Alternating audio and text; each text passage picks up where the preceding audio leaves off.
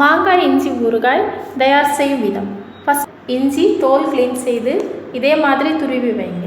அடுத்து ஒரு பேன் சூடாக்கி கடுகு போட்டு வெந்தயம் காய்ந்த மிளகாய் போட்டு நல்லா வறுத்து மிக்ஸி ஜாரில் போட்டு பொடித்து வைங்க.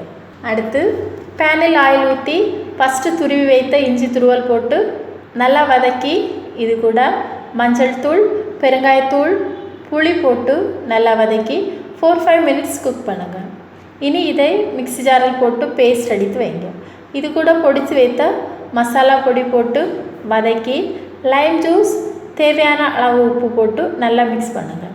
இதுக்கு தாளிக்க பேனில் ஆயில் சூடாக்கி கடுகு உளுந்தம்பருப்பு காய்ந்த மிளகாய் கறிவேப்பிலை போட்டு தாளித்து ஊறுகாய் மேலே ஊற்றி ஒரு ஜாரில் மூடி வைத்து ரொம்ப நாளைக்கு யூஸ் பண்ணுங்கள். ரொம்ப டேஸ்டியான மாங்காய் இஞ்சி ஊறுகாய் ரெடி.